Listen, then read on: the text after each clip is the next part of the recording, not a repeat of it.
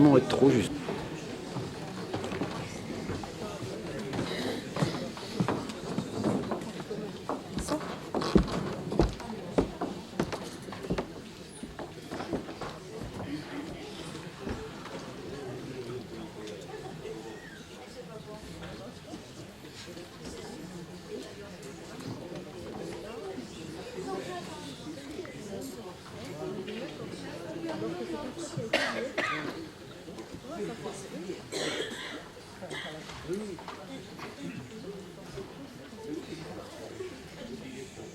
Mesdames, Messieurs, bonsoir.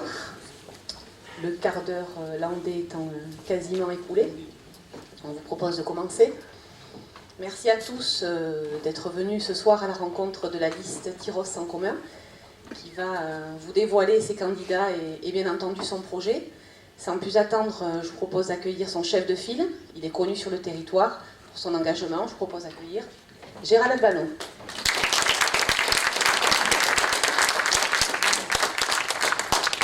Bonsoir, merci d'être venus nombreux ce soir. Je suis Gérald Albano, 48 ans, marié et papa de 2 filles, Jade et Amra. Je suis facteur à Tyros depuis de nombreuses années et militant syndicaliste. Politiquement, je suis engagé avec le mouvement France Insoumise depuis 2016. Passionné par le contact humain, je suis heureux ce soir d'avoir été choisi tête de liste de cette Tyros en commun. Et c'est avec plaisir aussi que je vais repasser la parole à Fusia, notre binôme tête de liste, qui va nous se présenter. Donc je suis Fusia Destenab, j'ai 44 ans, je suis mariée et maman d'un ado de 13 ans. Je suis chargée de mission au sein du conseil départemental des Landes et je suis également militante au sein du Parti communiste français. Militante associative, je préside l'association du centre de loisirs La Souque depuis 5 ans. Et je suis également conseillère municipale. Mon engagement, je le poursuis parce qu'il nous faut redonner à notre ville, Saint-Vincent-de-Tyros, chef-lieu de canton, son dynamisme pour qu'elle soit une ville attractive et chaleureuse. Donc nous avons choisi avec Gérald d'unir nos forces en collaboration avec les candidats que vous découvrirez tout à l'heure pour faire de Saint-Vincent-de-Tyros une ville verte, puisqu'il est temps que toutes nos actions, qu'elles soient individuelles ou collectives, personnelles ou publiques, la protection de l'environnement et penser l'environnement doit être au cœur de nos actions.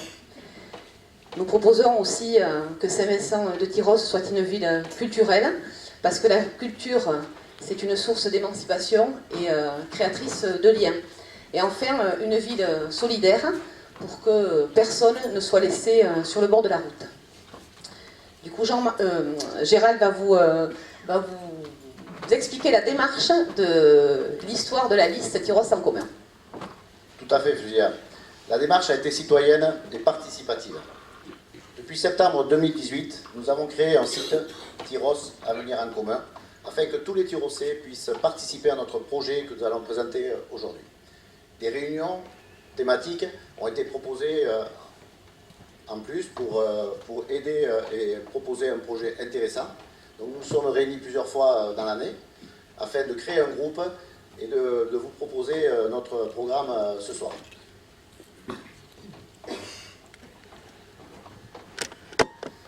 La démarche, donc, comme je l'ai expliqué, est citoyenne.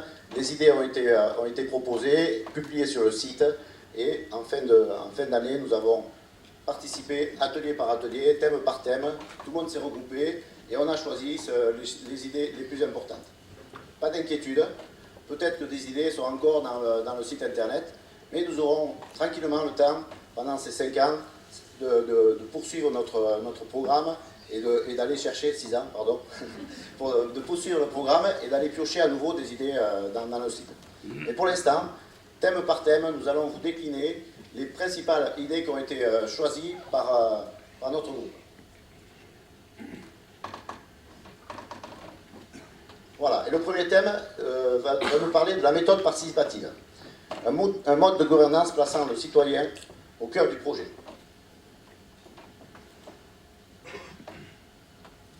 Des élus, bien entendu, au service de l'intérêt général et non d'eux-mêmes. Ça paraît une évidence, mais il faut le préciser.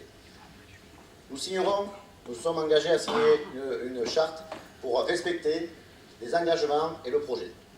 La charte anticorps sera également signée car nous pensons que c'est important de lutter et de ne pas tomber dans la corruption. Alors ce mode de gouvernance est innovant, nous le précisons. Pourquoi? Parce qu'il va intéresser et toucher tous les citoyens. Tout nouveau projet important sera soumis à la concertation. L'initiative viendra de la mairie et il est hors de question que les citoyens tyrossais ne puissent pas participer à un projet nouveau qui naîtrait en dehors de notre programme de ce soir. Les Tyrossais auront également la possibilité d'organiser une pétition. Ah, ça va mieux quand je mets le micro plus près. Les Tyrossais auront également la possibilité d'organiser une pétition. Et ça, c'est totalement innovant, comme nous vous le présentons dans le titre. Dès lors qu'elle réunira au moins 10% des citoyens inscrits sur la liste électorale, le conseil municipal s'engagera à soumettre le contenu de cette pétition au vote des habitants via un référendum citoyen. Et bien sûr, à en respecter le résultat. C'est une initiative qui viendra des citoyens, donc tout le monde peut être rassuré dès ce soir. Un projet qui vous intéresse ou un sujet qui vous embête, vous avez envie de le proposer, eh bien, nous nous engageons, moyennant bien sûr 10% des électeurs qui vous suivront, à, comme on vous l'a indiqué, à soumettre le contenu au vote des habitants. Nous participerons également sur de nombreuses organisations d'une réunion publique, tous les ans, chaque année, au moment de l'élaboration du budget. Nous pensons que c'est important pour les Tyrossais d'être présents lorsque ce budget est préparé, l'orientation budgétaire. Ça fera le lieu d'une rencontre pour qu'on puisse échanger et comprendre aussi ce qui se passe à Tyrosse en fonction de nos moyens.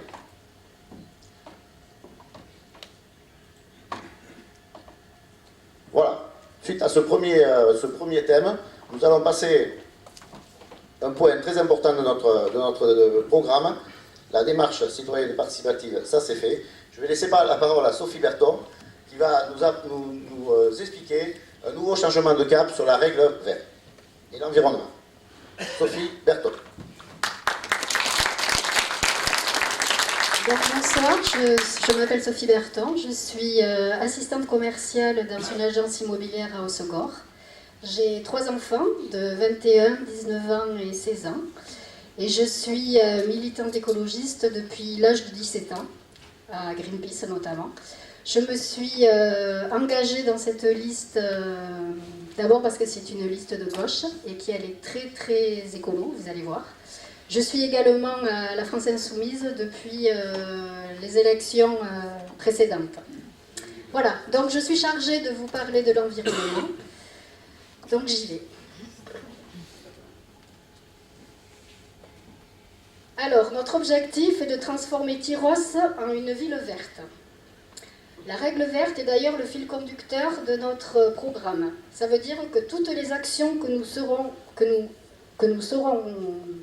en train de faire, que nous devront être pensées. Excusez-moi, c'est le début, il faut me chauffer. Pardon. Donc toutes les actions qui seront faites devront être pensées et réalisées par rapport à l'environnement. Ça veut dire préservation des ressources naturelles, préservation des biens communs. Alors quelques exemples pour que ce soit plus concret. Par exemple, passage à 0% de produits phytosanitaires. Ça veut dire que la mairie prendra ses responsabilités, et comme d'autres maires l'ont fait en France, prendra un arrêté municipal contre le glyphosate. Parce que,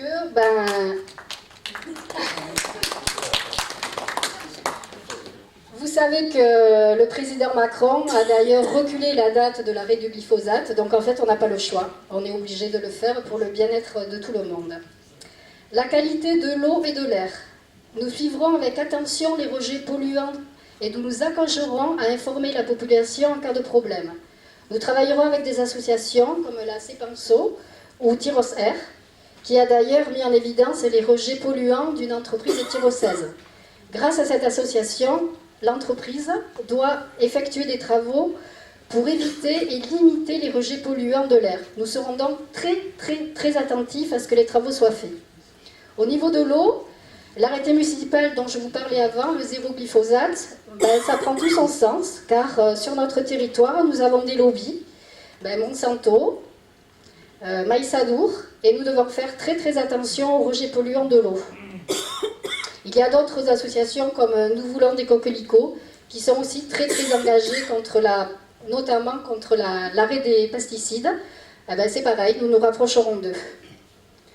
Donc ensuite, aménagement de plus d'espaces verts et conviviaux, plantation d'arbres dans tous les endroits où ce sera possible. Vous savez que dès qu'il y a plus de végétation dans une ville, la température descend. Il y aura plus en plus de moments de canicule, ils seront très très nombreux. Ça permettra d'avoir une température à peu près agréable, que si on laisse du béton tout le temps, ben, la température ne descend jamais. Adoption d'un plan de réduction des consommations énergétiques. Alors, pour les bâtiments communaux, et nous ferons aussi une réflexion sur le parc des véhicules qui sont diesel.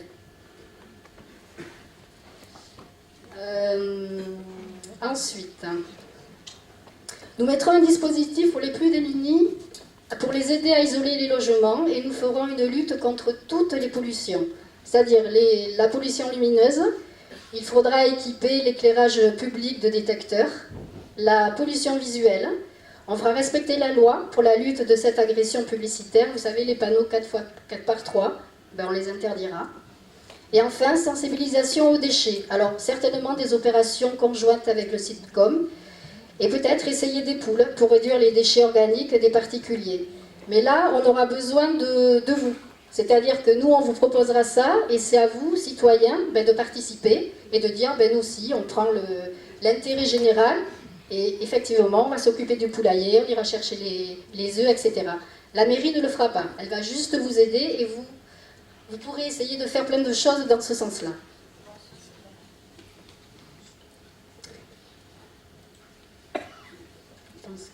Je te repasse le micro. Merci Sophie, c'était très intéressant. Toi aussi, avec ce changement et la règle verte, oui, on aurait pu applaudir Sophie, c'est vrai, elle a mérité. Voilà. Donc vous êtes bien d'accord que nous sommes vraiment dans un changement de cap.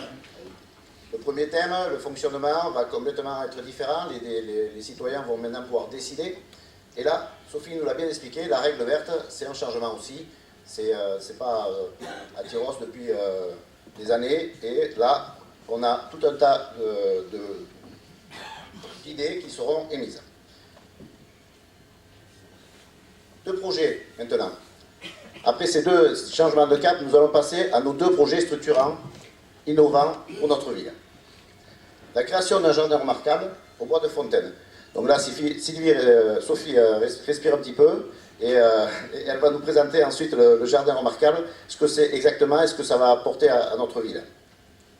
Le deuxième grand projet de notre programme sera la construction d'un espace multi-activités, activités associatives, culturelles et médiathèques. Ces deux projets de centre-ville auront pour objectif de répondre aux besoins des Tyrossais, mais aussi de créer des équipements structurants, attractifs, d'un point de vue touristique, pour dynamiser l'activité économique de la ville.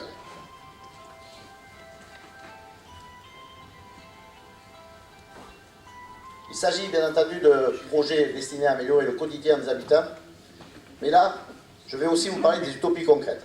Après ces deux projets, il peut y avoir tout un tas, une multitude de petits projets que nous avons sollicités, comme je vous l'ai dit, au niveau du site internet ou lors de nos réunions. Les habitants, les citoyens tyrossais ont de belles petites idées qui pourraient être mises en place de suite. Il s'agit de projets destinés à améliorer le quotidien des habitants, peu coûteux et facilement réalisables. Par exemple, la mise à disposition de parcelles de pelouse des quartiers pour effectuer des potagers bio collectifs. Ou pourquoi pas un éco-verger cueillette libre, un garage et bricolage solidaire, et pourquoi pas aussi un cocotariat. Ces citoyens ont fait preuve d'inventivité. Nous essaierons de mettre en place rapidement avec eux tous ces projets afin qu'ils puissent en profiter et en faire profiter. Nous allons donc repartir sur notre bois de Fontaine, et comme je vous l'ai dit, ce grand projet structurant, innovant et inédit, eh bien c'est Sophie qui va nous le présenter, le jardin remarquable. Alors, le projet structurant, le jardin remarquable. Donc le bois de Fontaine se situe au cœur de la ville. Vous le connaissez tous. Il est certainement notre principal atout en termes de patrimoine naturel. Et nous vous proposons de le mettre en valeur et d'en faire un véritable parc écologique et de sensibilisation à l'environnement. En le faisant évoluer vers un classement de jardins remarquables, il pourrait devenir le point d'attractivité de la ville. Alors là, je vais vous expliquer ce qu'est un jardin remarquable. Donc en fait, ça a été mis en place en 2004. Le label Jardin remarquable distingue des jardins, des parcs, présentant un intérêt esthétique, culturel, historique ou botanique. Ce label de qualité est attribué par le ministère de la Culture pour une durée de 5 ans renouvelable. Il donne lieu à des avantages divers, notamment à une signalisation des routes et des autoroutes selon le même processus que des édifices protégés au titre des monuments historiques. Il existe 430 jardins remarquables en France, et dans les Landes, il n'y en a qu'un pour l'instant, c'est celui du parc du Sarat, à Dax.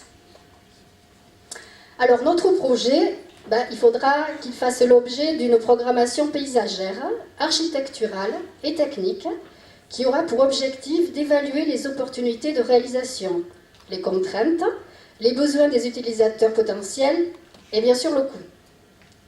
Alors ce n'est qu'à l'issue de cette pré-programmation que des partenariats seront sollicités auprès des financeurs potentiels. Ce projet comportera aussi la réalisation de jardins à thème. Et là c'est pareil, on verra au fur et à mesure. L'énorme avantage, c'est que le bois appartient à la commune et les investissements peuvent être évolutifs. Le projet sera construit progressivement, sans handicaper les finances de la ville, pour aboutir, comme je vous le disais, à la labellisation du jardin. Les avantages de ce jardin, c'est que le bois de fontaine sera dynamisé. Grâce à ce projet-là, la ville va retrouver une dynamique. Les touristes allant à la plage s'arrêteront pour visiter le jardin, ce qui entraînera des retombées pour les commerces tyrossais. Lors des épisodes de chaleur, et comme je vous le disais tout à l'heure, il y en aura de plus en plus, ce sera un îlot de fraîcheur et de repos pour les citoyens, pouvant y aller à pied. Il est proche de l'EHPAD. Nos aînés pourront y faire des balades. Ça peut aussi devenir un projet éducatif pour les établissements scolaires tyrossais et des communes environnantes. Et à plus long terme, nous proposerons, vu la grandeur du parc, vu qu'il fait 10 hectares, de créer un camping écologique, avec, pourquoi pas, des cabanes perchées. Voilà.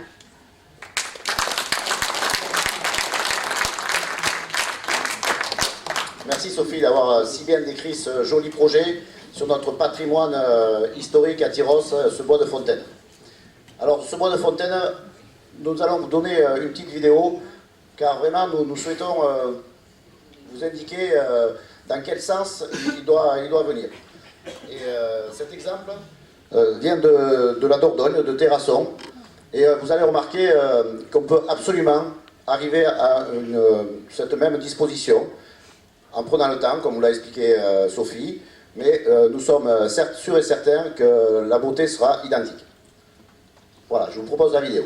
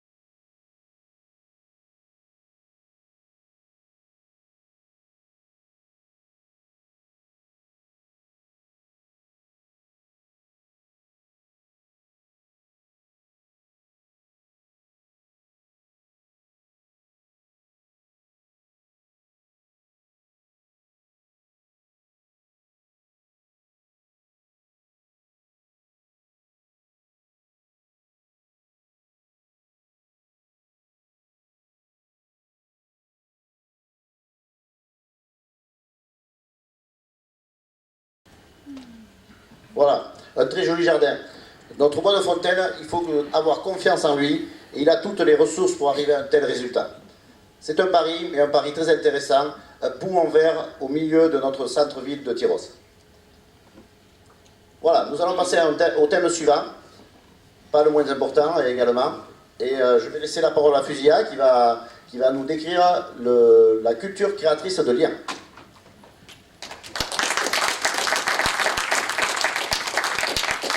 La culture, outil d'enchantement et créateur de liens. Parce que nous considérons que la culture n'est pas un coût et qu'elle est plutôt un investissement. Parce que c'est une source d'épanouissement personnel et d'émancipation. Créatrice de liens, elle est génératrice aussi de dynamisme économique. Donc nous proposons un service public de la culture pour imaginer une véritable politique culturelle accessible à tous. Il se construira en collaboration avec tous les acteurs et bien entendu donc accessible à tous. Les acteurs culturels tyrosais, donc vous avez toute la liste, elle n'est pas exhaustive en plus cette liste, mais au niveau du territoire, donc les associations paramunicipales, Culturez-vous, Cinétir, nos écoles de danse et les chorales, le théâtre sans nom, mais aussi le service culturel de Max, le pôle sud, les associations départementales Landes de musique amplifiée, les centres musicaux ruraux, l'antenne sud du conservatoire, que nous avons la chance d'héberger sur notre territoire. Donc ces partenaires, il faut également travailler avec les salles voisines. On parle de ceux qui organisent des événements à Saubrigue avec la salle de la Mamiselle et à Seignos avec le Tube, anciennement les Bourdaines.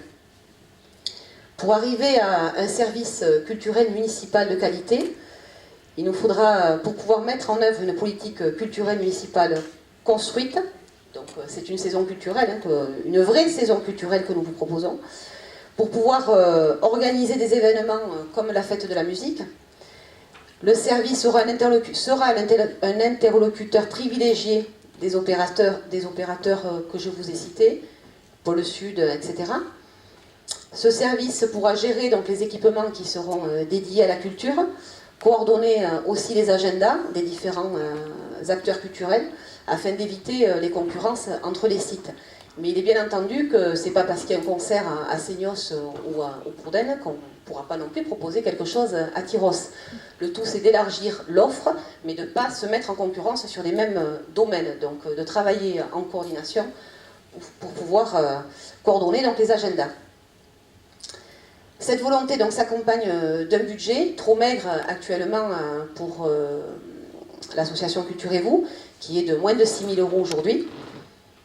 Et donc, bien entendu, le service sera aussi le contact privilégié pour aller chercher tous les financements possibles que peuvent être au niveau de la communauté de communes, au niveau du département ou encore de la région, puisque vous verrez, on a des projets. Un vrai service culturel, donc avec une vraie saison culturelle, avec une politique tarifaire dynamique, mais surtout juste, parce que le coût d'entrée dans les établissements sont souvent un frein. Donc nous proposerons une politique tarifaire qui sera adaptée afin de favoriser l'accès à tous et ne pas être un frein donc, pour les revenus modestes. Nous pourrions proposer un pass culture avec des tarifs avantageux. Et non seulement donc, pour la culture pour la saison, pour ce qui se passe sur la municipalité, mais également sur ce qui se passe dans l'intercommunalité. On considère que si on organise des événements sur Saint-Vincent-de-Tyros, les personnes qui viendront assister à ces événements participent à l'économie locale. De fait, ceux qui iront sur Seignos ou ailleurs participeront également à l'économie locale. Du coup, il faut peut-être se mettre autour de la table et prévoir aussi des politiques tarifaires qui soient accessibles à tous, sur tout le canton. Voilà, des abonnements, donc ça j'en ai parlé. Et bien entendu, une politique culturelle ne fonctionnera pas si la communication ne l'accompagne pas. Donc nous voulons mettre en place une communication lisible que nous travaillerons donc avec toujours à l'échelle du territoire. Et nous croiserons, donc je l'ai dit tout à l'heure, les agendas pour pouvoir organiser ces programmations. Nous proposons d'instaurer ces programmes dans le bulletin municipal. C'est un outil supplémentaire qui permettra de régulièrement être informé de tout ce qui se passe sur le territoire, puisque c'est un document qui va dans toutes les boîtes aux lettres, donc tout le monde sera au même niveau d'information. Une politique culturelle, eh bien, il faut aussi un lieu pour l'accueillir, donc Gérald va nous proposer... Voilà, je vais vous proposer de discuter un petit peu de ce lieu. Ben, c'est pas compliqué, hein. Tout le monde le sait, à Tyros, nous avons de nombreuses fiches industrielles. Donc ce sera étudié en concertation avec tous les partenaires pour essayer de trouver le meilleur site pour cet espace pluriculturel. Le plus approprié, le plus proche de notre centre-ville. Donc tout ça, c'est des discussions des concertations qui seront bien entendu mises en place dès notre début de mandat. Un petit mot tout de même quand même sur le site. Fusia nous a beaucoup parlé de la culture, tous les gens qui iront vers ce site.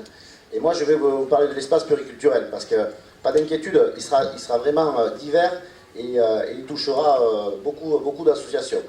Un lieu pluriculturel, comme je vous explique, est polyvalent, pouvant accueillir les différents événements associatifs. Loto et vide-grenier et municipaux pour les fêtes. Voilà, on ne peut pas se passer de cet espace.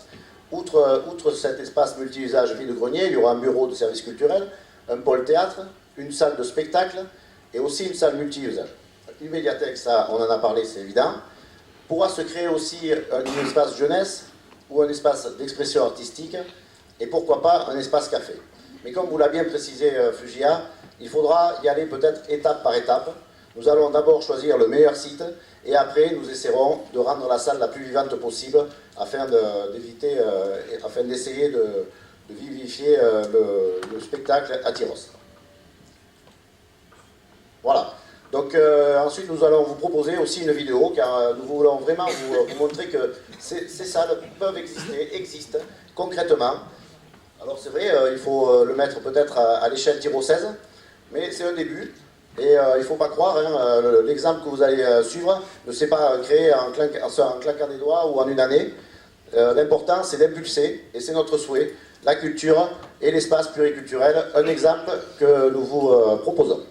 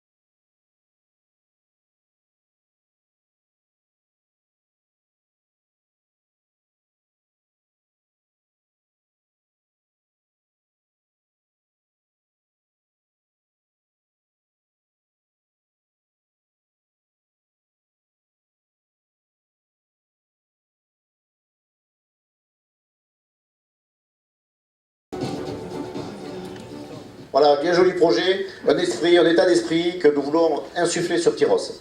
Vous l'avez remarqué, c'est vivant, ça touche, c'est intergénérationnel, ça doit vraiment séduire et nous y croyons très fort dans notre équipe. Voilà, nous allons passer à un nouveau thème, les fêtes, les réenchanter, et pour cela, nous avons notre plus jeune candidat, 21 ans, qui va se présenter, qui est membre du comité des fêtes, Kevin Denet.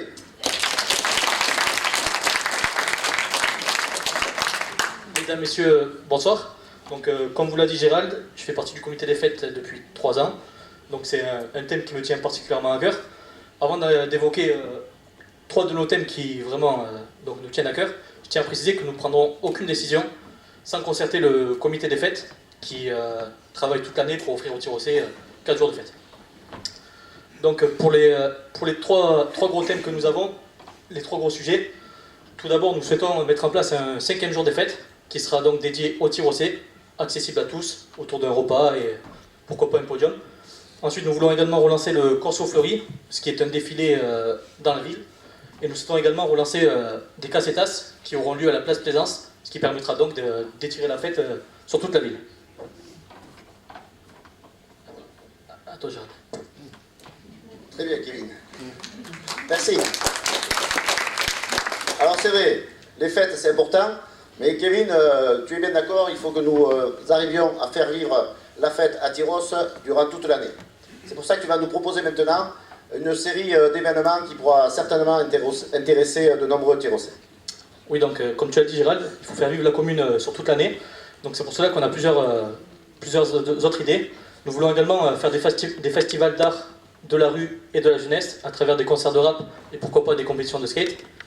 Nous souhaitons également accentuer la fête de la musique en essayant de privilégier les talents tyrossais issus du pôle sud. Nous souhaitons également instaurer des balles populaires qui permettront à toutes les générations de venir danser ici à Tyrosse. Et nous souhaitons également créer un kiosque pour, comme je l'ai dit tout à l'heure, pourquoi pas faire venir nos talents tyrossais issus du pôle sud. Merci Kevin, on l'applaudit bien fort parce qu'à 21 ans, il est engagé, vous l'avez vu, et il a de nombreuses idées avec toute l'équipe, ça va être sympa. Voilà, on va vous parler un petit peu, je vais vous parler de l'associatif. Nous savons ici que c'est très important et le tissu associatif est très important à Tyrosse et nombreux. Je pense qu'il y a de nombreux bénévoles dans la salle certainement et les soucis pour les assos actuellement, on le sait bien, c'est le souci de l'organisation de leur événement. Comme vous a dit Kevin, il y a déjà peut-être une petite piste avec la nouvelle présentation des fêtes, si le comité bien entendu est d'accord. Et l'ouverture, la réouverture, tout le monde connaît cette place Plaisance ici à Tyrosse, qui a accueilli les fêtes pendant de nombreuses années et qui pourrait subvenir au budget des associations si elles désirent s'y implanter et vivre les fêtes sous la forme de casetas. Outre ce projet pour trouver des solutions, bien entendu, un petit peu dans la même lignée de l'espace pluriculturel et du site à trouver, eh bien, nous nous mettrons en contact de suite avec les présidents associatifs qui ont des emplacements qui pourraient accueillir à nouveau les vides-greniers. Des bâtiments communaux, alors bien sûr, c'est pas toujours évident, hein, ils sont largement utilisés, mais nous nous mettrons en concertation avec eux et nous essaierons de trouver un calendrier qui permette aux associations qui veulent continuer leur vide-grenier et leur loto de pouvoir s'y installer et de les réaliser. Voilà, mieux prendre en considération le besoin des associations, c'est ce que j'ai essayé de vous décliner. Très bien, nous allons maintenant passer à un nouveau thème. Et pour cela, je vais appeler Christophe Jeannequin qui va nous expliquer la promotion du sport pour tous. Vas-y Christophe. Merci Gérald. Bonsoir à tous et à toutes. Donc, je me prénomme Christophe Jeannequin. Je suis co-gérant et maître nageur au Centre Aquarelle, un centre de bien-être que nous avons créé avec mon épouse il y a maintenant 5 ans. Donc nous sommes implantés dans la zone Casablanca. Je suis donc marié et père de 3 enfants qui sont scolarisés à l'école des Arènes et au collège. Et nous habitons Tyrosse depuis maintenant 7 belles années. Donc je vais vous parler de sport, de santé, d'éducation et de la jeunesse. Donc la pratique sportive est donc un levier d'éducation et de préservation de la santé. C'est un loisir, une occasion de se détendre, de s'amuser, mais aussi un moyen d'éducation. Le sport, c'est également un moyen de se maintenir en bonne forme physique, de rester jeune et en bonne santé. Donc pour atteindre ces objectifs, la politique sportive doit prévoir des axes d'intervention ayant pour ambition de placer l'ensemble de la population au cœur de notre réflexion. Nous devons être en lien direct avec les dispositifs éducatifs déjà existants et se concerter avec tous les acteurs pour développer et créer. Donc des actions spécifiques peuvent être mises en place pour promouvoir la pratique du sport pour tous et favoriser l'égalité entre les filles et les garçons. Le développement de lieux de pratique ouvertes est aussi très intéressant. On peut y faire du fitness park, créer des parcours de VTT ou de cyclocross par exemple dans la zone de Bury. Créer aussi des parcours santé multigénérationnels. Et enfin, un mur d'escalade qui m'a souvent été demandé par les jeunes.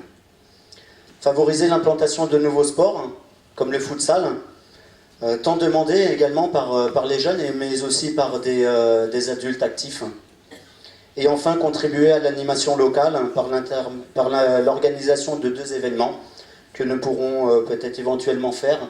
Le festival sport-été et le festival sport-hiver, regroupant ainsi en deux parties, l'intégralité des disciplines sportives pratiquées sur la commune de Tyrosse.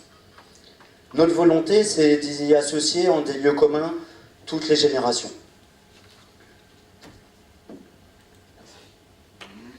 Merci. Merci Christophe. C'est pas tout. La politique éducative est un enjeu essentiel de la vie en société. C'est une valeur intangible à Tyrosse. La réussite scolaire et sociale des enfants est une priorité. Vous le savez, le monde y change. Les nouvelles technologies ont une décennie bouleversé les repères de notre génération et celle de la génération précédente. Il est donc indispensable de suivre, de s'adapter à cette évolution par le biais de l'éducation. Le deuxième enjeu est aussi de réussir à laisser personne à l'écart de ce mouvement. Pour cela, le dispositif de réussite éducative doit veiller à trouver des solutions pour les familles qui n'ont pas forcément les réseaux et les moyens nécessaires pour aider leurs enfants. C'est pourquoi nous devons maintenir et développer l'aide aux devoirs pour les collégiens. Nous devons en créer pour l'élémentaire et plus tard, si l'on peut, l'étendre aussi aux lycéens. Pour atteindre ces objectifs, nous devons intégrer la jeunesse au sein même de notre organisation, en instaurant un conseil municipal des jeunes. Il faut intégrer ces jeunes à notre mouvement. Il faut qu'ils s'impliquent dans les décisions que nous prenons ou que nous devons diriger au sein de notre commune, en leur confiant des attributions et des budgets. C'est sur ce terrain éducatif que notre ville doit investir et cultiver, en organisant et en soutenant des actions qui vont permettre de proposer aux plus jeunes un environnement à la fois sécurisant et stimulant. La mise en œuvre d'une politique locale de jeunesse nécessite une véritable volonté, portée par des élus locaux, appuyée par quelques entreprises et surtout par le monde associatif. Les structures qui s'occupent des jeunes sont nombreuses sur notre commune. Leur rôle est indéniable par la diversité, la transversalité de leur mission, logement, famille, sport, loisirs, culture, etc. Il faut donc les aider. Et un moyen pourrait être de créer un festival, un culture ado, où nous pourrons ainsi satisfaire leurs demandes, en y intégrant par exemple un concours de jeux vidéo. Et enfin, je tiens en face de vous à m'engager personnellement, à garantir l'amélioration de la sécurité de nos élèves fréquentant nos locaux communaux. Il n'est pas concevable qu'une fenêtre tombe sur des élèves et sur le personnel communal en plein service dans le réfectoire de l'école des Arènes, un mois après la rentrée scolaire. Et de surcroît, établir un rapport d'incident et non d'accident un mois après ce fâcheux événement. Voilà, je vous remercie. Merci Christophe. Le sport, la jeunesse, des points et des sujets très importants à Tyrosse. Nous allons passer maintenant au commerce, économie et emploi. Et Fusia va reprendre la parole pour vous développer solidarité. Voilà, je suis un peu trop rapide, excuse-moi Fusia. C'est vrai que tu passeras ensuite au commerce. Donc on reprend, Fusia va vous présenter la solidarité sociale dans notre programme. La solidarité est très importante parce que l'injustice frappe durement dans le pays et parce que le travail ne paie plus. Voilà. Et c'est une réalité parce qu'aujourd'hui, tout le monde côtoie autour de soi des personnes qui n'arrivent pas à s'en sortir et qui comptent tous leur fin de mois. Du coup, voilà, nous vous proposons alors de mettre en place la mise en place du guichet unique. Qu'est-ce que c'est ? Au contact de tous les acteurs sociaux, on constate en fait la lourdeur administrative qui fait que beaucoup de personnes renoncent à leurs droits. C'est même constaté aussi au niveau du collège. On a des personnes qui pourraient être titulaires des bourses et qui en fait, avec la lourdeur administrative, eh bien, renoncent parce qu'il faut à chaque fois reproduire, redonner le document du quotient familial, de l'attestation de demandeur d'emploi. Enfin, voilà. Et en fait, on trimballe toujours son petit baluchon de précarité. Donc du coup, voilà, notre volonté, c'est la mise en place de ce guichet unique. Ce serait de centraliser les données pour qu'il y ait au mieux un seul interlocuteur, la collectivité, la mairie, à laquelle on va s'inscrire à laquelle on va inscrire les enfants pour aller à l'école. Eh bien, elle peut faire le lien avec le pôle culinaire pour la cantine, elle peut faire le lien avec le centre de loisirs, voilà, avec plein d'organismes comme ça, plein d'administrations. Bien entendu, il faut respecter le RGPD, le principe de la protection des données, mais en faisant tomber quelques barrières, il faut absolument qu'on arrive à tendre vers ce guichet unique pour faciliter les parcours qui sont déjà trop compliqués. Le deuxième point, donc la gratuité et la tarification solidaire. Pour revenir au programme culturel, et je le disais, donc la culture accessible à tous, source d'épanouissement, eh bien on considère que l'utilisation des ouvrages, elle doit être gratuite pour que chacun puisse s'enrichir de cette culture. La tarification solidaire, c'est tout simplement la mise en place de tranches selon les quotients familiaux, mais peut-être et surtout créer d'autres tranches intermédiaires, parce que les quotients familiaux, les quotients CAF, à 900 €, c'est le dernier quotient CAF, 900 €, il ne vous reste plus rien. Enfin, celui qui a 1000 € il ne vous reste plus rien. Voilà, donc la réduction des tarifs d'accès au centre de loisirs. Donc vous me direz, oui, enfin, je vais le dire comme ça d'ailleurs, je suis bien placée pour le savoir puisque j'en suis la présidente de l'association. Et aujourd'hui, on a la volonté de garder cette association parce qu'elle permet de la garder associative et non pas municipale, parce que dans le contenu, elle propose des activités multiples et variées. Et on considère que si elle rentrait dans la collectivité, nous serions forcés nous n'aurions pas la même formation et les mêmes attributions que nous pourrions avoir aujourd'hui en tant qu'association. Du coup, l'objectif serait d'augmenter, elle sera bientôt votée, mais ce serait d'augmenter la subvention du centre de loisirs pour pouvoir permettre aux familles d'alléger le coût du périscolaire. Le périscolaire, quand on va travailler, on n'a pas le choix. Donc il faut mettre les enfants, j'aime pas ce mot, mais à la garderie, le matin et le soir. Je parle du périscolaire, Hélène. Je ne parle pas des mercredis ou des vacances scolaires. Mais quand on n'a pas le choix, voilà, c'est un coût. Et quand on est, ne serait-ce qu'un parent, enfin une famille monoparentale qui n'a qu'un enfant, eh bien, on n'a pas d'allocation. Enfin voilà, c'est compliqué et ça plombe quand même le budget de la famille. Voilà. Veiller à l'accessibilité réelle des personnes à mobilité réduite, c'est une évidence qu'il faille accélérer pour que tout le monde ait le même accès à tous les services. Et soutenir les familles monoparentales et les aidants parce que, effectivement, on aura beau créer plein d'événements, mais une maman, je disais tout à l'heure, encore, ou un papa, en difficulté ou tout juste au SMIC, eh bien quand on veut sortir, il faut tout de suite augmenter le budget de frais de garderie. Alors on ne sera pas en concurrence avec les babysitters, mais le but c'est de réfléchir à comment on peut accompagner et favoriser l'accès de tous les services, enfin, et notamment culturels, aux familles monoparentales. Voilà, comment je peux aller au concert, comment je peux aller au cinéma, comment je peux bénéficier de ces services-là qui seront proposés par la commune. Les aidants, c'est pareil, on ne va pas forcément créer des dispositifs particuliers. Il y a plein d'aides qui existent déjà au niveau départemental et il y a plein d'associations qui s'occupent déjà de l'accompagnement. Mais on s'aperçoit que l'information est diffuse. Donc le but, c'est peut-être par contre de créer une instance qu'a initié d'ailleurs le centre de loisirs avec les Francas des Landes. Et nous considérons que cette instance, elle doit être municipale, elle doit être un service public. C'est-à-dire réunir tous les acteurs sociaux du département, la protection, la PMI, protection maternelle infantile, directeur de crèche, centre de loisirs, directeur d'école, etc. et de croiser un peu toutes les difficultés qu'on côtoie chacun dans nos diverses administrations. Et partir du constat que les familles, eh bien, on est dans la solidarité, donc elles sont parfois en difficulté.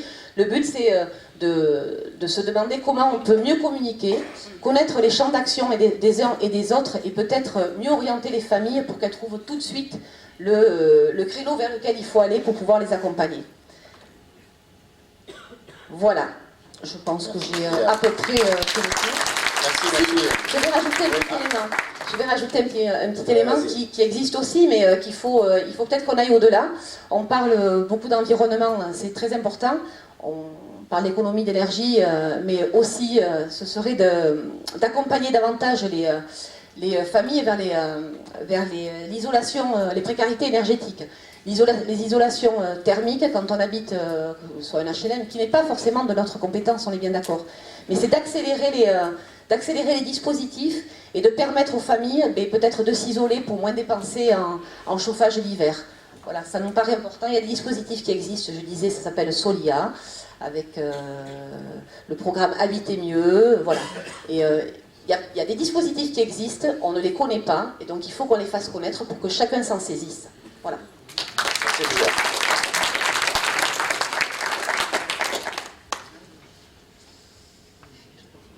Voilà, Fusia, tu enchaînes sur l'économie, commerce et emploi avant de revenir sur l'urbanisme et l'aménagement, un point très important.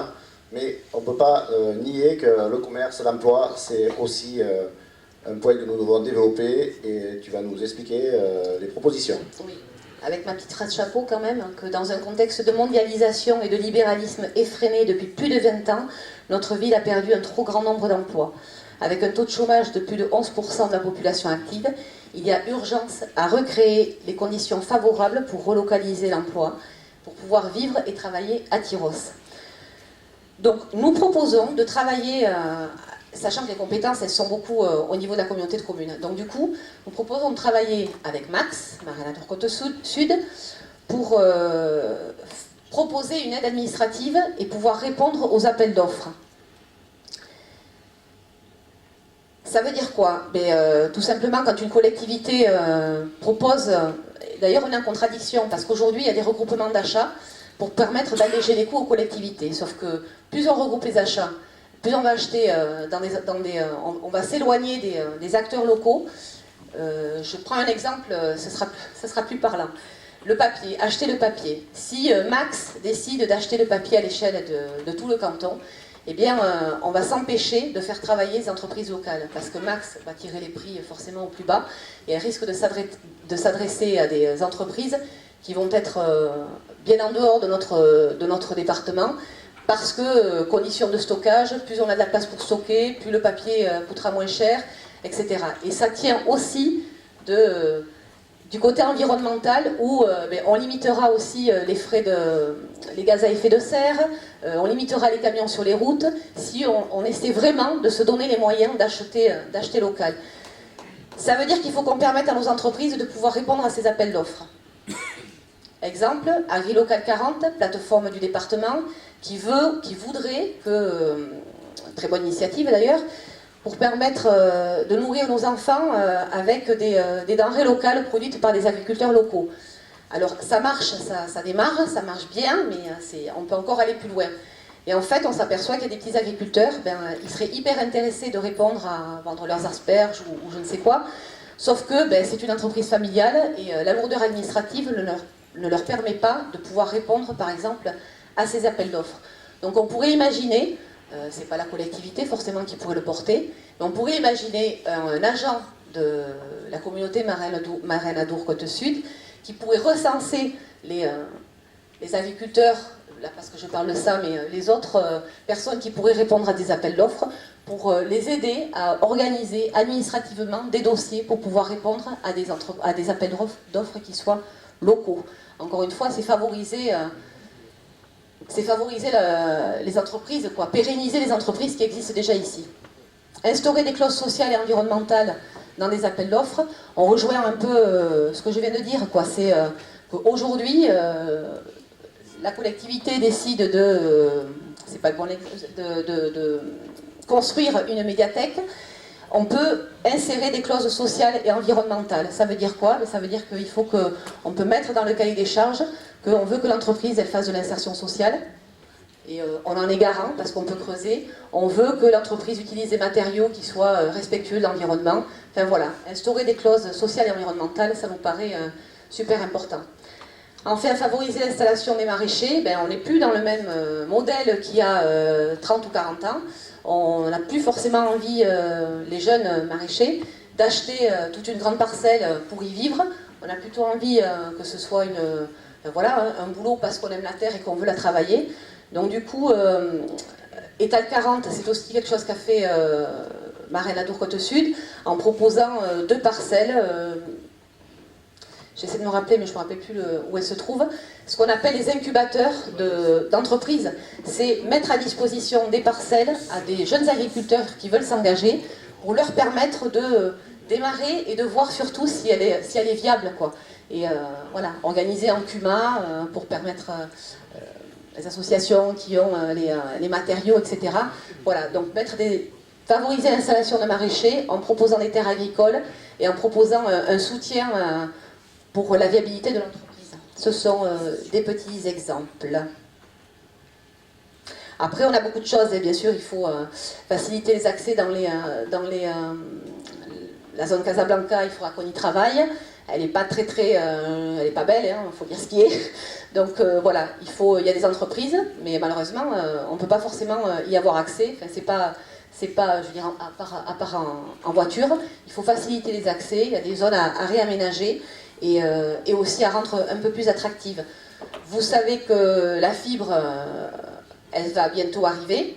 Normalement, en 2020, Tyros sera équipé de la fibre optique. Du coup, c'est une des attractivités qui nous permettra de recevoir des entreprises.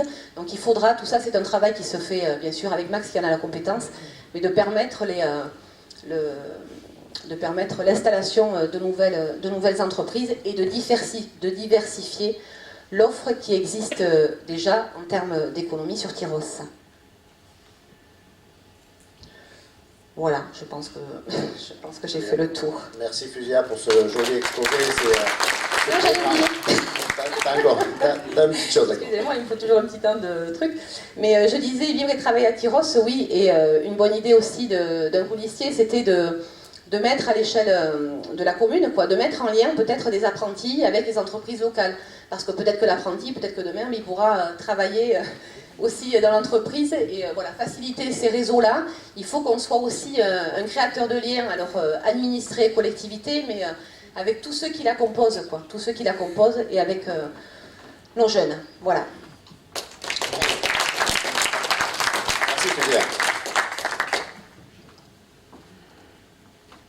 Voilà, le prochain thème donc, stimuler l'économie locale, tu en as bien parlé, et bon, on peut juste rajouter, assurer une cohérence, une diversité, un équilibre dans la foule commerciale à centre-ville, contribuer au développement et au partenariat avec le commerce, développer bien entendu l'offre touristique par l'intermédiaire de nos 2 projets qui ont été bien présentés, et ça sera vraiment des projets structurants pour les commerçants.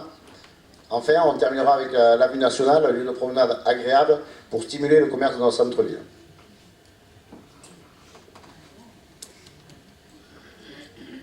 Préserver la qualité de vie. Voilà un thème important que l'on pourrait appeler l'aménagement, l'urbanisme. Bien sûr, nous soutiendrons et nous sommes d'accord avec le projet de Max qui souhaite fluidifier la circulation grâce à 2 ronds-points giratoires qui viendraient aider ce sens de la circulation. Ces 2 ronds-points seront situés en début de ville, du côté de l'office de tourisme, et le deuxième se situera rue de Bardot. Donc bien entendu, ça c'est un sujet qui sera important pour nous. Nous connaissons les difficultés que les citoyens tyrosais ont de tous les jours pour essayer de rentrer le plus rapidement possible chez eux et pour traverser le national. Donc bien entendu, la fluidification et le contournement sera bien étudié et nous serons évidemment derrière ce projet. Ensuite, nous resterons bien sûr pour une construction d'un habitat raisonné et écologique. Comme l'a un petit peu cité Fusia tout à l'heure, c'est un impératif pour nous. Bien entendu, si nous pouvions diminuer l'habitat, ce serait super, mais on sait aussi que Max nous définit un nombre de logements tous les ans, et ça, nous ne pourrons pas l'éviter. Donc il faudra essayer d'aller vers des cahiers des charges importants et préserver notre environnement. Tu en as un petit peu parlé, Fusia, hein, mais ça pourra être des toitures solaires pour l'économie d'énergie, ça pourrait être des récupérateurs d'eau de pluie, en fait tout un tas de charges qui feront que nos bâtiments, on essaiera de les rendre les plus beaux possibles et les plus écologiques. L'économie d'énergie, tu en as parlé, c'est un sujet très important, nous ne le négligerons pas. Par rapport à nos bâtiments communaux, nous pensons que vous pouvez faire de sérieuses économies, mais nous essaierons aussi de proposer ce service à nos citoyens tyrossais, car il serait intéressant de tourner vers une autonomie énergétique totale, ou dans un premier temps, une économie d'énergie importante. Un point important dans notre qualité de vie, je vous en ai déjà parlé tout à l'heure, quand on évoquait les sites, les sujets structurants, et notamment notre salle pluriculturelle, lutter contre les friches industrielles. C'est évident qu'on s'en aperçoit même un peu plus maintenant à Tyrosse. Je crois que tout le monde a oublié que nous avons plusieurs friches industrielles qui nuisent à notre paysage, à notre Tyrosse qui se veut joli et important. Et c'est dommage. Donc nous nous tournerons et nous discuterons avec ces propriétaires, mais il faudra trouver une solution dans le mandat. Ça, c'est une priorité pour notre groupe. Bien entendu, nous parlerons aussi de la réfection des trottoirs. Comme par exemple, il y a dans des quartiers des trottoirs enherbés, ça peut être très intéressant. Il faut bien sûr en discuter avec la mobilité, que personne ne soit ennuyé, mais ça peut être une solution importante et rendre nos trottoirs les plus jolis possibles. Un petit dernier point, mais pas le moindre quand même, parce que les abribus couverts et les garages à vélo, c'est aussi important. Diego, c'est très bien, mais quand on attend le bus sous la pluie, ça l'est nettement moins. C'est des petites choses, mais nous y tiendrons et nous essaierons de lutter contre ça et d'installer des abribus couverts et des garages à vélo dans les endroits spécifiques. Voilà. On va maintenant vous dire un petit mot sur le budget que l'on estime maîtrisé. Voilà, des jolis projets, hein, vous l'avez entendu, hein, des projets structurants qui pourront dégager de l'économie dans le centre-ville. Tout ça, ça a un coût, évidemment. Donc nous avons un petit peu regardé dans les 6 ans à venir quelles sommes pourraient nous être accordées pour développer ces projets. Nous sommes prudents, on vous l'a signalé, c'est des projets extensibles. Hein, le jardin n'est pas obligé d'être fait en 2-3 ans, ça peut prendre du temps, on peut se laisser du temps plutôt. Et de la même manière, le projet sur la culture et l'espace pluriculturel peut être aussi adapté. Toujours est-il que, voilà ce que nous avons constaté, hein, 1 700 000 d'emprunts soldés dans le mandat. À ceci va se rajouter une capacité de financement des projets, c'est-à-dire les subventions qui tournent en général de 25 à 30%, qui pourraient arriver à un maximum de 3 millions d'euros dans le mandat. Ce qui est certain, c'est que toute équipe candidate proposant des projets dépassant ce montant n'aura pas 50 000 solutions. Les solutions, elles sont soit augmenter les impôts, mais on vous le dit de suite, ça ne sera pas la nôtre et nous refusons ce système. Soit diminuer les dépenses de fonctionnement, charges de personnel et les services rendus au public. De la même manière, nous pensons que les services publics c'est très très important et tout ce qu'on peut vous rendre ici à Tyrosse, nous ne comptons pas les diminuer. Alors évidemment, voilà le point que nous allons choisir, hein, c'est obtenir des subventions supérieures aux prévisions. C'est possible, pourquoi pas, hein, nous allons taper à toutes les portes, départements, régions, Europe, ministère bien entendu. C'est tout à fait jouable, les projets sont structurants, ils sont jolis, c'est la culture, l'environnement.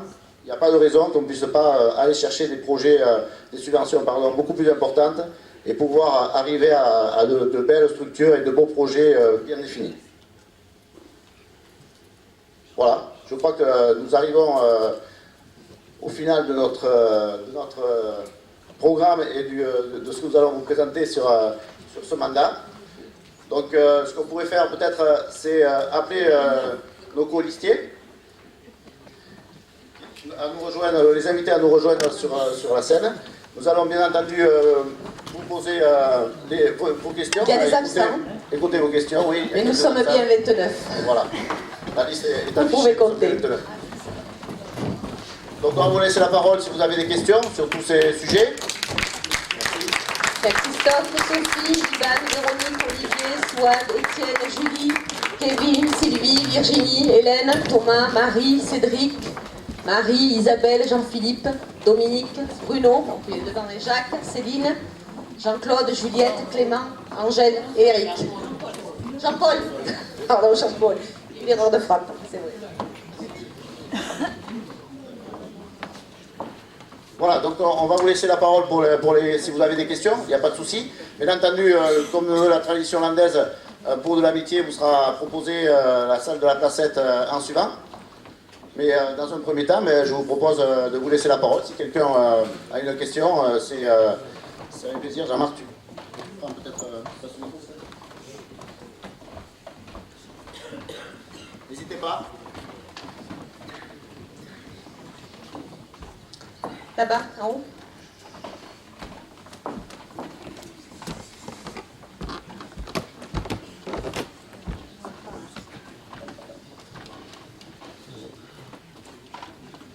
Bonjour. Bonsoir. Bonsoir. Une première question, j'ai deux questions. On peut faire deux questions. Une première mais par rapport à votre liste, juste avoir quelques précisions au niveau de qui sera adjoint, enfin des postes assez importants au niveau de la municipalité, adjoint aux finances, adjoint à tout ce qui est urbanisme. Est-ce que tout ça a été déjà établi ou pas? On y a réfléchi, bien entendu. Voilà, parce que c'est sympa, fait, quand on vote pour une liste, on aime bien savoir à qui Qui est aux manettes? on confie les compétences. Donc voilà. La deuxième question. Voilà. Non, la deuxième, c'est plus pour une petite précision par rapport à la rue du Bardo. Là. Pour, vous avez dit que c'est la Max qui a proposé ça, ce qui est pas vrai. Hein. Elle est dans le plan local d'urbanisme de 2017. Voilà, je pense que c'était l'ancienne municipalité qui avait soumis l'idée. Ah oui, peut-être, oui. Voilà. Mais, Bon. Souvent, la Max ne fait que disposer de ce que les mairies proposent. Donc généralement, c'est comme ça. C'est juste pour ça se passe à peu près comme ça. Et c'était juste pour mettre un peu ce point à l'endroit parce que... et un petit truc aussi, d'ailleurs, en longeant cette route, vous allez parler de friche. Ça me fait penser à un programme aussi qui a présenté à peu près cette chose-là aussi au niveau de la médiathèque. Donc voilà, c'est pas très très innovant non plus. Donc j'aimerais avoir des petites précisions sur tout ça. Merci.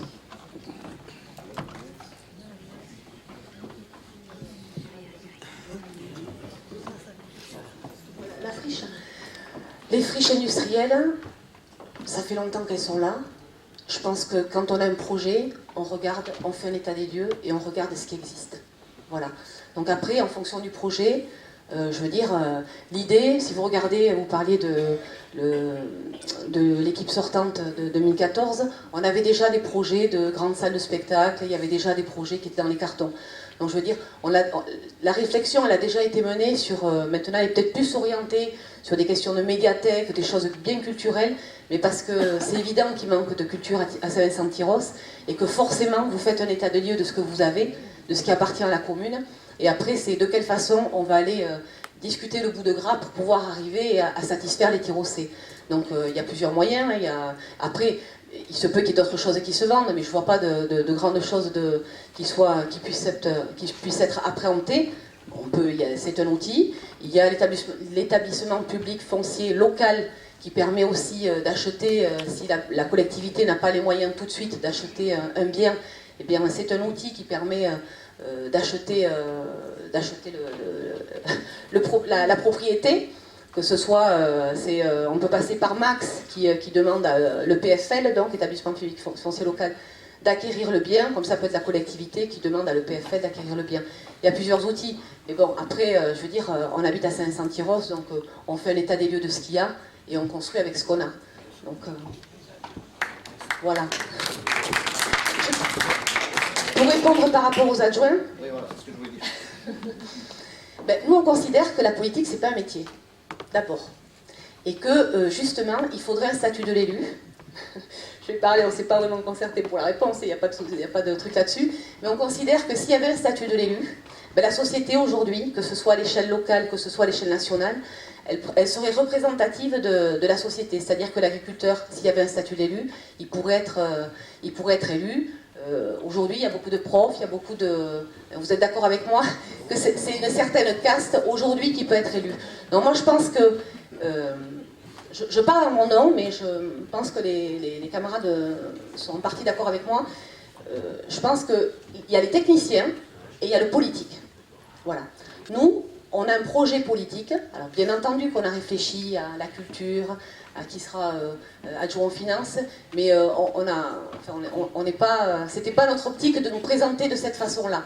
L'idée, c'était de vous présenter un projet et plutôt de vous dire ça vous convient ou pas.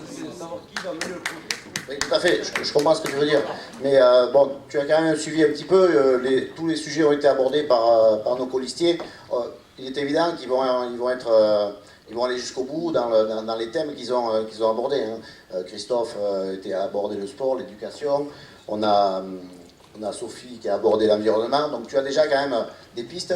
Après, c'est vrai que nous présenterons ça en temps voulu, mais nous n'avons pas voulu aujourd'hui sur notre présentation insister réellement sur ces différents postes. Nous souhaitons vous proposer tous les grands projets qui sont inclus dans notre programme et rester en priorité sur ce domaine. Et enfin, il y a quand même des pistes par rapport aux prises de parole sur les sujets intéressants. Moi, j'aimerais bien vous présenter là, un petit peu, là, parce que vous mettez une tête sur les... C'est moi qui ai le micro. Voilà, oui. Ouais. Bon, c'était pas prévu, mais bon, on va se présenter. Voilà. Après, non, mais chacun réalise sa réunion et sa présentation. Nous avons opté pour autre chose, mais si ça peut aider, je vais vous passer la parole et vous allez peut-être faire une petite présentation toute simple. Jacques Atry, 66 ans, psychologue scolaire pendant 30 et quelques années à Tyros et dans le secteur. J'ai déjà été élu pendant 20 ans dans une commune voisine, Vieux-Boucau. Voilà. Je m'occupe un peu des finances dans la liste, voilà. J'ai déjà fait ça pendant une bonne quinzaine d'années.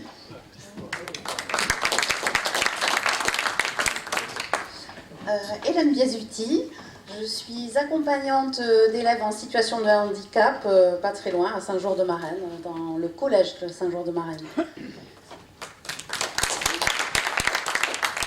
Bonjour, Juliette Pariès, voilà, j'habite à Tyros depuis une dizaine d'années, je suis enseignante à Saint-Paul-les-Dax, voilà, et je suis très contente de soutenir cette liste, voilà.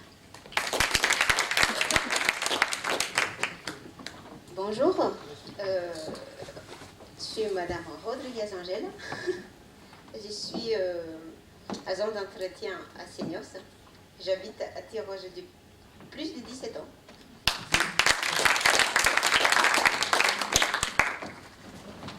Bonjour, Julie Delorme, je suis sur la commune de Saint-Vincent de Tyros depuis une dizaine d'années également et on a une entreprise de traiteurs événementiels dans la zone Casablanca.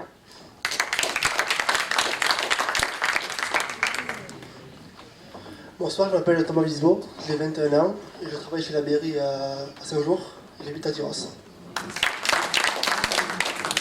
Bonsoir, Savagnac Eric, 46 ans, 15 ans que j'habite Saint-Vincent-de-Tyros et je suis dans l'encadrement hospitalier à Bellara.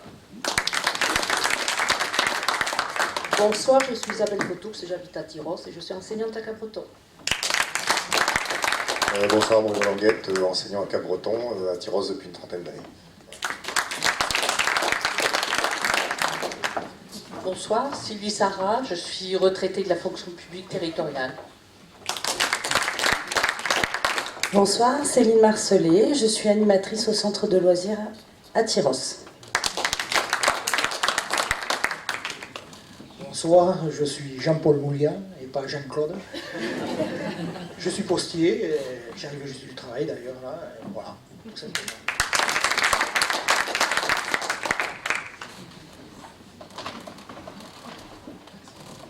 Bonsoir, Jean-Philippe Favenec. Je travaille à la délégation mairie littorale à Bayonne. Et je suis là depuis 9 ans. J'ai 59 ans.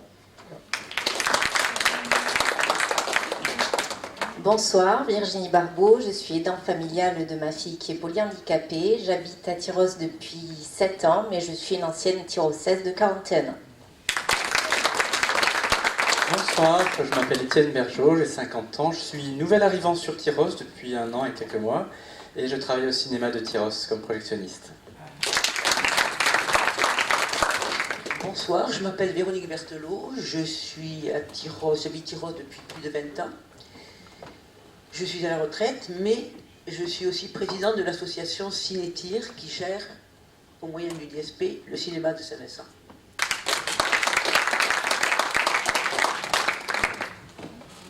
Voilà, un petit tour intéressant. Je pense que c'est bien d'avoir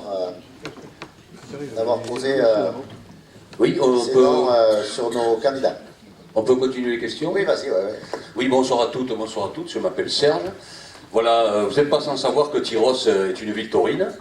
Donc, si vous allez dans les archives départementales, je peux vous le confirmer, les premières traces de bêtes à cornes sont sur la place Claverie, dite la place du Foirail, où les premiers jeunes s'amusaient des vaches. Je pense qu'on était dans les années 1890 et quelques.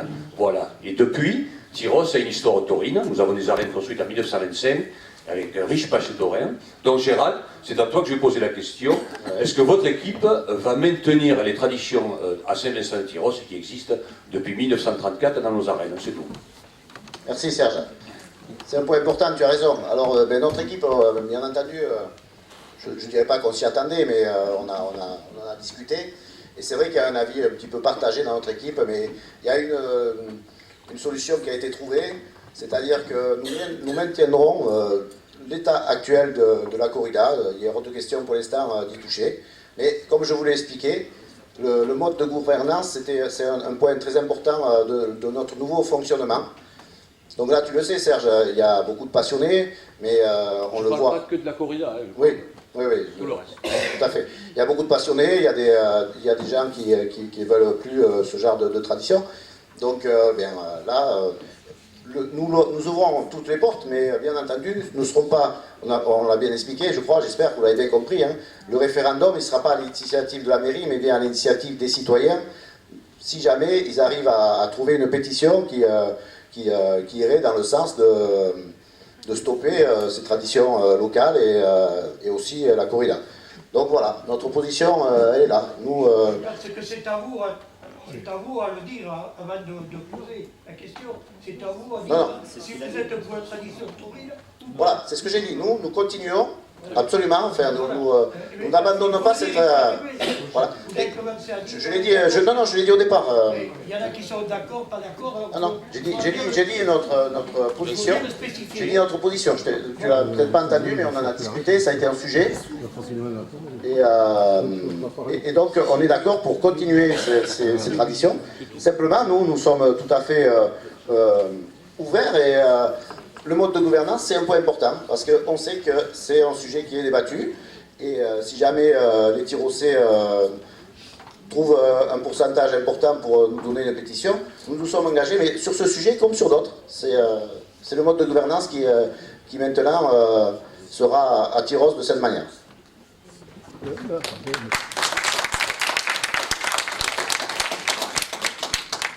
Bonsoir, messieurs, dames. Voilà, je suis Tyrossais depuis mars. Vous m'entendez? Oui, très bien. Merci.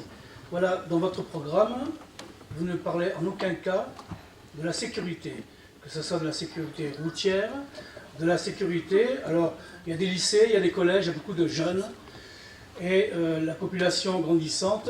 Vous ne parlez en aucun cas de sécurité. Qu'est-ce que vous comptez faire au niveau des moyens, de la circulation routière au centre-ville? Vous n'en parlez pas. La nationale, c'est bien beau de dire on va mettre tout ça ouvert, je veux bien, mais qu'est-ce que vous en pensez au niveau sécuritaire? Voilà, c'est la question posée. Merci. C'est une très bonne question. Fusia va vous répondre quelques mots dessus. Par contre, ce qui est évident, cette sécurité routière, moi j'en ai déjà entendu parler dans de nombreux quartiers. Donc je l'ai peut-être oublié dans la présentation du nouveau mode de gouvernance, du nouveau mode de fonctionnement, mais non seulement il y aura des réunions publiques, Mais nous nous engageons à venir dans les quartiers parce que, bon, vous avez raison, c'est une question qui revient souvent, la sécurité, notamment la sécurité routière.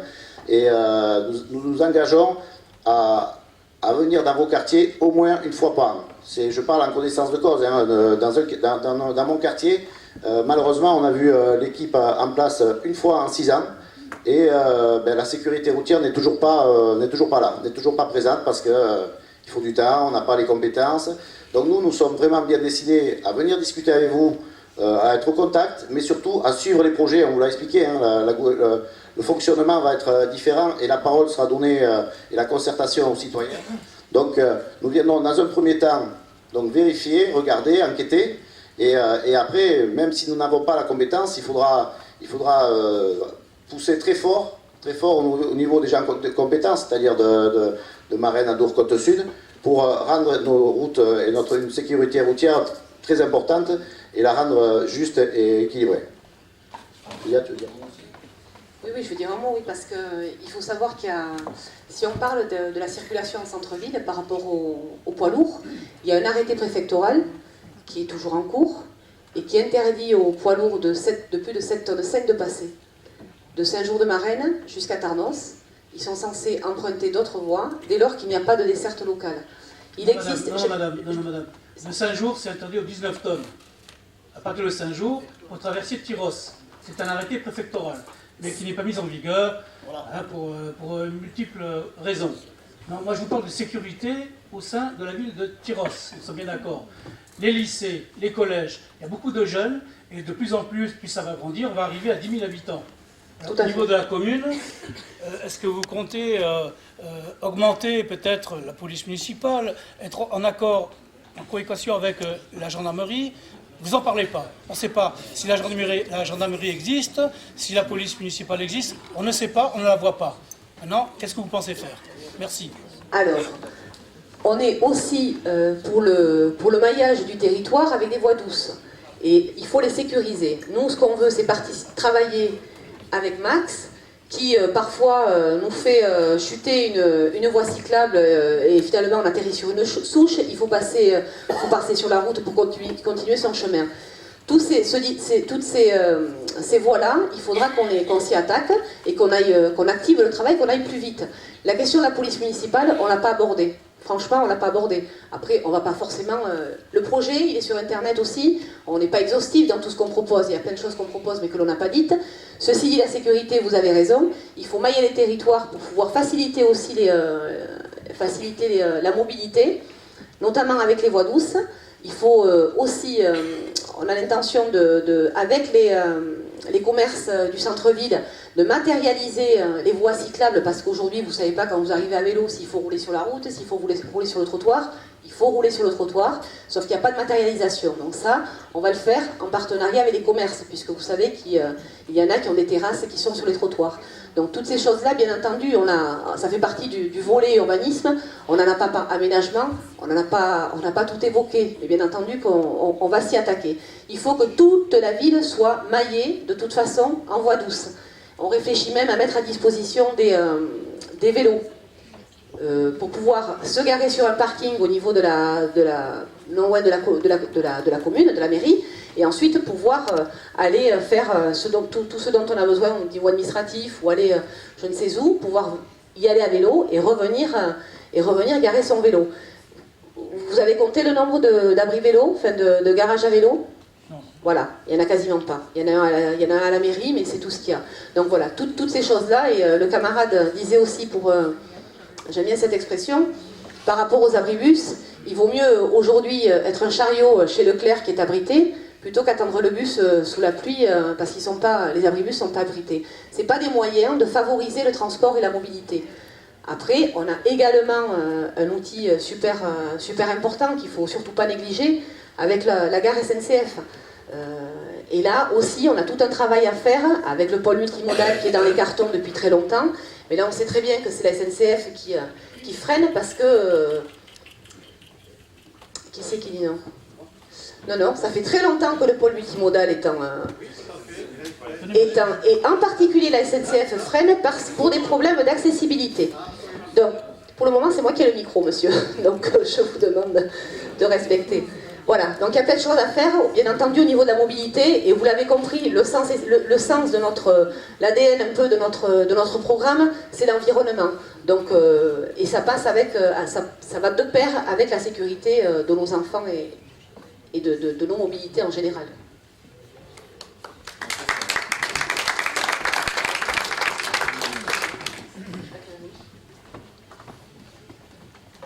Bonsoir à tous. Bon, je voulais juste revenir sur le projet du bois de fontaine que vous avez. Une question. Par rapport à tout l'aménagement que vous comptez faire, vous nous avez montré un projet de Terrascon qui pour moi n'est pas à gauche, beaucoup, parce qu'il est payant, 7,50 € l'entrée. Donc je voudrais savoir si ce projet, l'accessibilité sera gratuite. Quelle position vous avez à ce sujet? Parce que ce n'est pas un exemple très à gauche que vous avez montré là. Oui, oui, tout à fait, c'est une bonne question. Il faut le préciser, on a peut-être oublié de le faire, mais bien entendu, notre équipe, je crois que vous l'avez compris, hein, dans notre présentation, nous ne sommes pas comme à Terrasson hein, sur cette ligne-là. Il est évident que ce jardin et ce bois de fontaine, nous on le veut beau et bien entendu accessible à tout le monde. Je crois que je vous en ai même parlé, ça doit être notre poumon vert ici pour toutes ces constructions, tous ces gens qui vont emménager dans des appartements avec les enfants, pour tout l'ensemble des Tyrossais actuellement, les touristes, comme l'épisode touristique que nous connaissons chaque année. Donc il est hors de question, bien entendu, de mettre un prix et un tarif pour visiter notre jardin remarquable que nous allons aménager du mieux possible à Tyrosse. Non mais l'exemple, voilà, on n'est pas là, sur l'exemple on n'était pas dans la politique, voilà, tu me l'apprends, hein, j'ai pas regardé s'il y avait un tarif, c'était surtout pour la beauté du lieu et vers quoi nous voulons tendre. Voilà, et je crois que l'exemple était criant du plaisir qu'on aurait à proposer un tel projet à Tyrosse. Merci. C'est gentil. Merci pour cette question. Moi, je me pose juste une petite question. Vous parlez beaucoup d'écologie, tout ça. Je me demande si vous allez être soutenu par un parti écologique ELV, Europe Écologie Les Verts, ou est-ce que vous avez eu des contacts, tout ça, par rapport à ça? Ou est-ce que ou pas du tout, hein, d'ailleurs. Ouais, c'est une très bonne question. Oui, c'est vrai, notre projet est, on va dire, écologique, je ne dirais pas plus qu'écologique, mais vraiment basé là-dessus.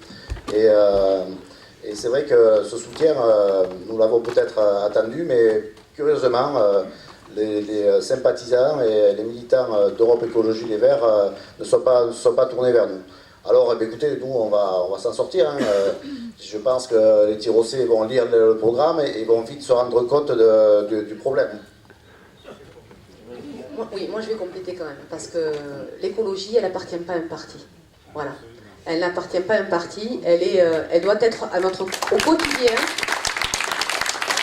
Personne ne peut se l'attribuer. Il faut que dans nos actions, je le disais tout à l'heure, qu'elles soient individuelles ou collectives, aujourd'hui, enfin, en 2020, on arrête les pailles, on interdit les pailles en plastique. Il faut vraiment voilà, c'est l'objet de toutes nos actions qui doivent, elles vont de corrélation avec toutes les intentions doivent être accompagnées de la préservation de l'environnement et de la ressource. C'est pour ça qu'on met en place la règle verte en fait. C'est parce que la règle verte, c'est donc tout ce qu'on va faire, il y aura forcément la protection de l'environnement. Voilà.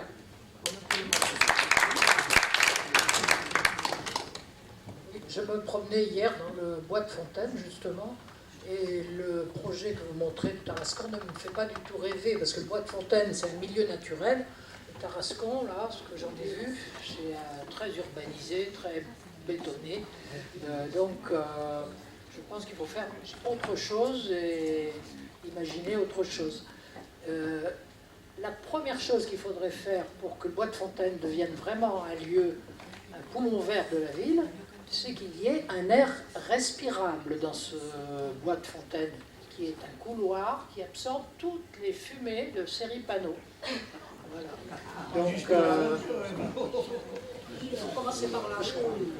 Et je suis d'accord avec vous aussi pour dire que l'écologie, c'est pas une question de droite, de gauche, c'est une question humaine et chacun de nous est concerné. On en a parlé, madame, de cette entreprise. Je ne l'ai pas citée exprès, mais bon, tout le monde avait compris, la preuve. Et nous serons effectivement très très attentifs à ce qu'il n'y ait plus ou de moins en moins de rejets polluants dans l'air. Ils ont de toute façon été contrés par l'association Tyros Air, et effectivement, on fera très très attention. Et pour revenir à l'exemple de Terrasson, on a voulu montrer un exemple, mais on n'a pas dit qu'on allait faire ça. C'était juste comme ça pour montrer quelque chose, mais on ne fera pas ça. On fera par rapport à ce qu'il y a à Tyros. Donc, ce ne sera pas Terrasson à Tyros. Oui. Faites attention que l'usine ne se barre pas plutôt. Faites attention. Oui, alors... Que vous perdiez pas la... Oui, mais ça n'empêche pas que... En tant que collectivité, on a de protection des populations. Et aujourd'hui, Seripano... Aujourd'hui, la collectivité, elle a un devoir de protection des populations. Il y a un arrêté préfectoral qui oblige Seripano à se mettre en conformité par rapport à ces rejets de fumée jusqu'à mai 2020. Donc, comme l'a dit Sophie, on va rester très vigilants et voilà, on assumera, qu'on prendra nos responsabilités. Et on vous informera, bien entendu, de la suite qui sera donnée. Est-ce qu'ils se sont mis en conformité? Ils ne sont pas en conformité? Qu'est-ce qu'on fait? Peut-être qu'il faudra qu'on le fasse ensemble aussi. Il n'y a pas de raison qu'on respire des particules si voilà. Oui, si je peux intervenir aussi au sujet de Seripano. Nous faisons partie justement de l'association Tyros Air et on suit de très près, on veut sensibiliser toutes les listes qui vont partir là, sur cet inconvénient qu'on a avec ces fumées. Parce que vous avez dû remarquer que quand, même souvent le vent, il repousse les fumées dans ce ravin là, ça fait un ravin, disons, le bois de Fontaine qui traverse la ville. Et on le sait bien parce que nous on habite justement à côté. Et ça arrive quand on sent ces vapeurs, ces fumées, et quand il pleut, parce qu'il faut savoir ce qui sort des cheminées.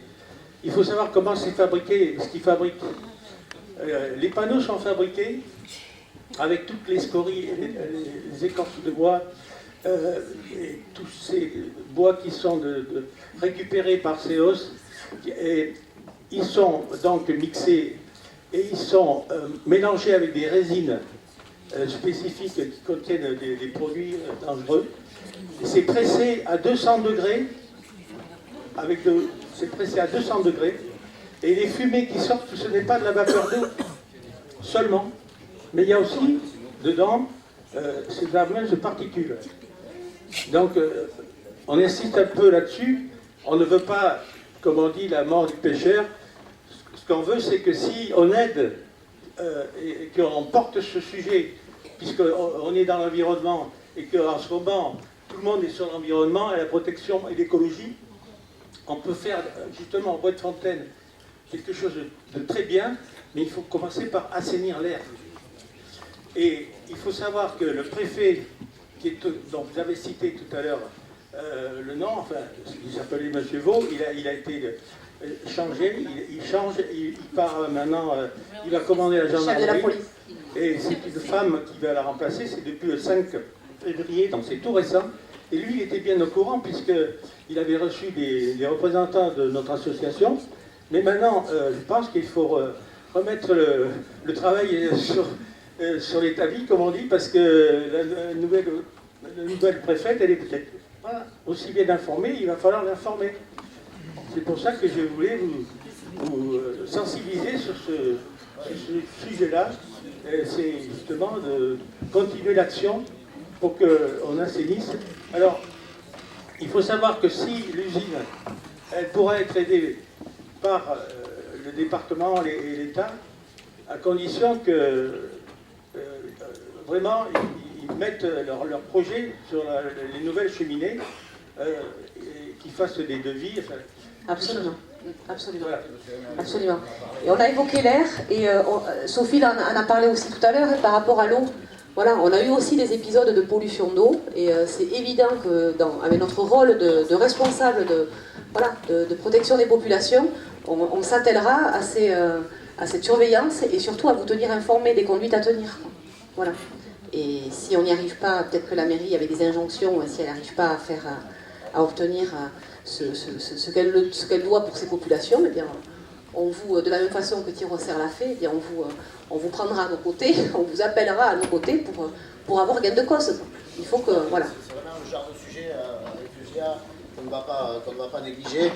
Et vous savez très bien, on ne laissera pas faire ce genre de pollution. Et le préfet est sur le coup, mais nous, s'il faut, avec notre équipe et avec toute la population, nous mettrons la pression qu'il faudra faire. Ça, c'est un point, je pense que personne ne doit douter de notre motivation par rapport à ça.